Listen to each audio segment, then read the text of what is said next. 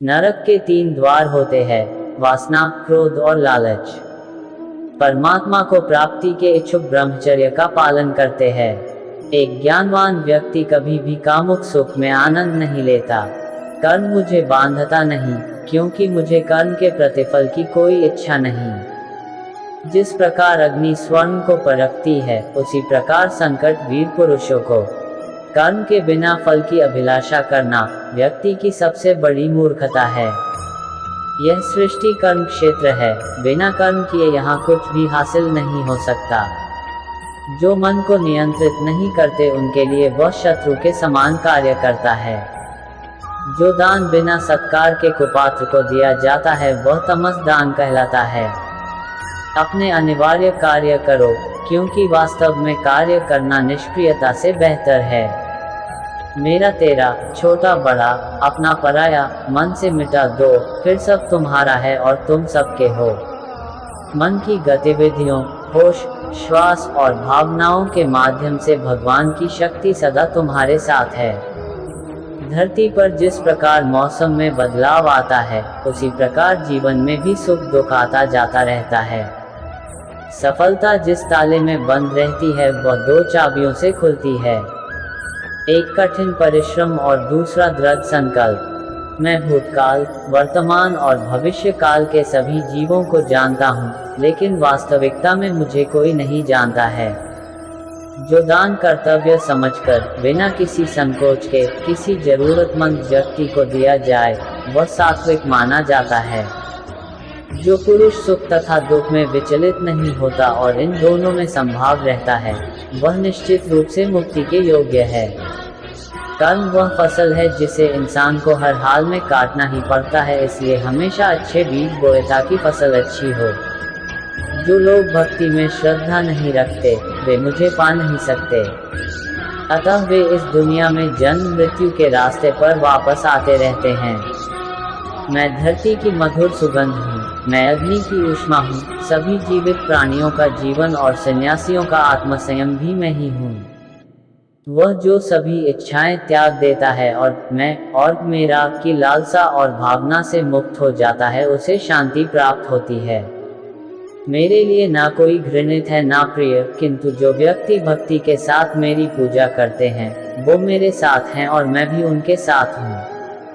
मनुष्य को जीवन की चुनौतियों से भागना नहीं चाहिए और न ही भाग्य और ईश्वर की इच्छा जैसे बहानों का प्रयोग करना चाहिए। मनुष्य को परिणाम की चिंता किए बिना, लोभ लालच बिना एवं निस्वार्थ और निष्पक्ष होकर अपने कर्तव्यों का पालन करना चाहिए। जिस तरह प्रकाश की ज्योति अंधेरे में चमकती है, ठीक उसी प्रकार सत्य भी चमकता है। इसलिए हमेशा सत्य की राह पर चलना चाहिए। जिस मनुष्य के अंदर ज्ञान की कमी और ईश्वर में श्रद्धा नहीं होती, वो मनुष्य जीवन में कभी भी आनंद और सफलता को प्राप्त नहीं कर पाता। जब जब इस धरती पर पाप, अहंकार और अधर्म बढ़ेगा, तो उसका विनाश कर धर्म की पुनः स्थापना करने हेतु मैं अवश्य अवतार लेता रहूंगा। वह व्यक्ति जो अपनी मृत्यु के समय मुझे याद करते हुए अपना शरीर त्यागता है, वह मेरे धाम को प्राप्त होता है और इसमें कोई संशय नहीं है। जन्म लेने वाले के लिए मृत्यु उतनी ही निश्चित है जितना कि मृत होने वाले के लिए जन्म लेना। इसलिए जो अपरिहार्य है उस पर शोक मत करो। वह जो वास्तविकता में मेरे उत्कृष्ट जन्म और गतिविधियों को समझता है, वह शरीर त्यागने के बाद पुनः जन्म नहीं लेता और मेरे धाम को प्राप्त होता है। जो होने वाला है वो होकर ही रहता है और जो नहीं होने वाला वह कभी नहीं होता। ऐसा निश्चय जिनकी बुद्धि में होता है, उन्हें चिंता कभी नहीं सताती है। अपने परम भक्तों, जो हमेशा मेरा स्मरण या एक चित मन से मेरा पूजन करते हैं, मैं व्यक्तिगत रूप से उनके कल्याण का उत्तरदायित्व लेता हूँ। जो कोई भी व्यक्ति जिस किसी भी देवता की पूजा विश्वास के साथ करने की इच्छा रखता है, मैं उस व्यक्ति का विश्वास उसी देवता में दृढ़ कर देता हूँ। अच्छे कर्म करने के बावजूद भी लोग केवल आपकी बुराइयां ही याद रखेंगे, इसलिए लोग क्या कहते हैं इस पर ध्यान मत दो, तुम अपना कर्म करते रहो। मानव कल्याण ही भगवत गीता का प्रमुख उद्देश्य है। इसलिए मनुष्य को अपने कर्तव्यों का पालन करते समय मानव कल्याण को प्राथमिकता देना चाहिए। इतिहास कहता है कि कल सुख था, विज्ञान कहता है कि कल सुख होगा, लेकिन धर्म कहता है कि अगर मन सच्चा और दिल अच्छा हो तो हर रोज सुख होगा। क्रोध से भ्रम पैदा होता है, भ्रम से बुद्धि व्यग्र होती है, जब बुद्धि व्यग्र होती है तब तर्क नष्ट हो जाता है, जब तर्क नष्ट होता है तब व्यक्ति का पतन हो जाता है। अपने आप को ईश्वर के प्रति समर्पित कर दो, यही सबसे बड़ा सहारा है। जो कोई भी इस सहारे को पहचान गया है वह डर, चिंता और दुखों से आज़ाद रहता है। तुम क्यों व्यर्थ में चिंता करते हो?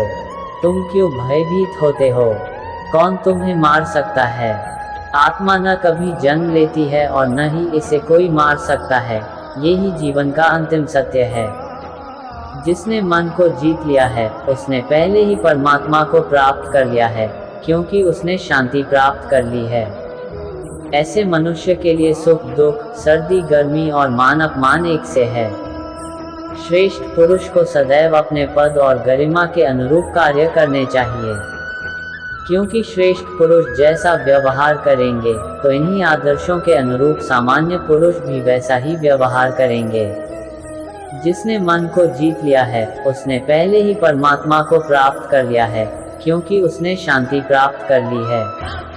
ऐसे मनुष्य के लिए सुख दुख, सर्दी गर्मी और मान अपमान एक से है। न तो यह शरीर तुम्हारा है और न ही तुम इस शरीर के मालिक हो।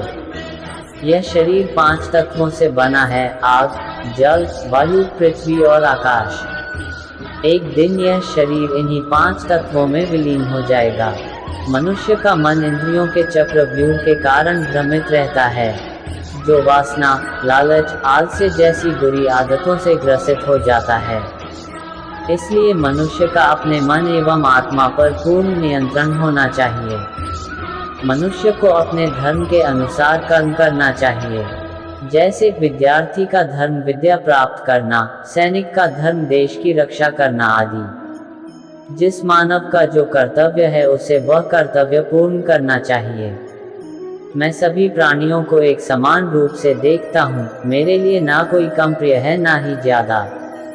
लेकिन जो मनुष्य मेरी प्रेम पूर्वक आराधना करते हैं वो मेरे भीतर रहते हैं और मैं उनके जीवन में आता हूँ। तुम्हारा क्या गया जो तुम रोते हो? तुम क्या लाए थे जो तुमने खो दिया? तुमने क्या पैदा किया था जो नष्ट हो गया? तुमने जो लिया यहीं से लिया, जो दिया यहीं पर दिया। जो आज तुम्हारा है कल किसी और का होगा, क्योंकि परिवर्तन ही संसार का नियम है। जो मनुष्य जिस प्रकार से ईश्वर का स्मरण करता है उसी के अनुसार ईश्वर उसे फल देते हैं। कंस ने श्री कृष्ण को सदैव मृत्यु के लिए स्मरण किया तो श्री कृष्ण ने भी कंस को मृत्यु प्रदान की। अतः परमात्मा को उसी रूप में स्मरण करना चाहिए जिस रूप में मानव उन्हें पाना चाहता है।